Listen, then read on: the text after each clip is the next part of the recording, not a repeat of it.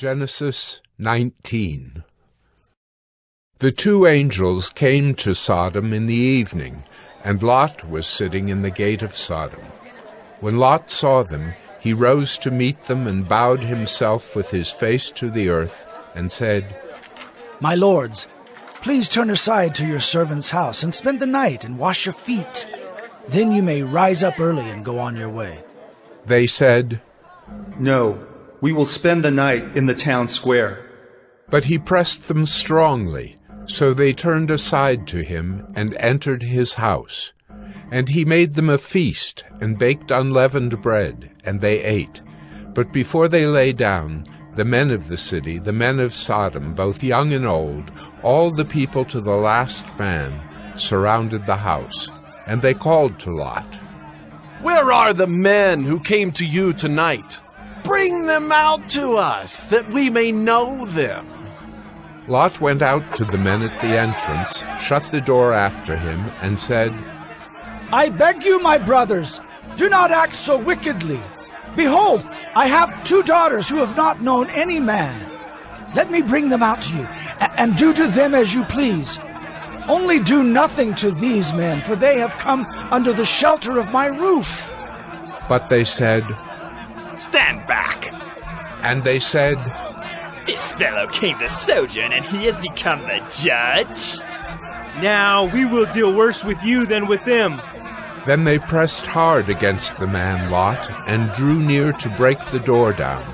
But the men reached out their hands, and brought Lot into the house with them, and shut the door. And they struck with blindness the men who were at the entrance of the house, both small and great, so that they wore themselves out, groping for the door. Then the men said to Lot, "Have you anyone else here? Sons-in-law, sons, daughters, or anyone you have in the city? Bring them out of the place. For we are about to destroy this place, because the outcry against its people has become great before the Lord, and the Lord has sent us to destroy it." So Lot went out and said to his sons-in-law, who were to marry his daughters, "Up! Get out of this place, for the Lord is about to destroy the city." But he seemed to his sons-in-law to be jesting. As morning dawned, the angels urged Lot, saying, "Up, take your wife and your 2 daughters who are here, lest you be swept away in the punishment of the city."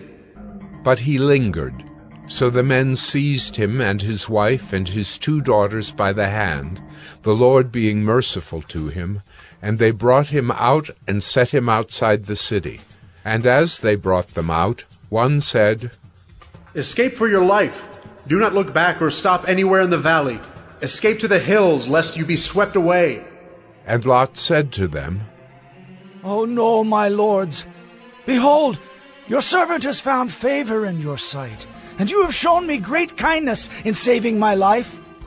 But I cannot escape to the hills, lest the disaster overtake me and I die. Behold, this city is near enough to flee to, and it is a little one. Let me escape there. Is it not a little one? And my life will be saved." He said to him, "Behold, I grant you this favor also, that I will not overthrow the city of which you have spoken. Escape there quickly, for I can do nothing till you arrive there." Therefore the name of the city was called Zoar. The sun had risen on the earth when Lot came to Zoar. Then the Lord rained on Sodom and Gomorrah sulfur and fire from the Lord out of heaven.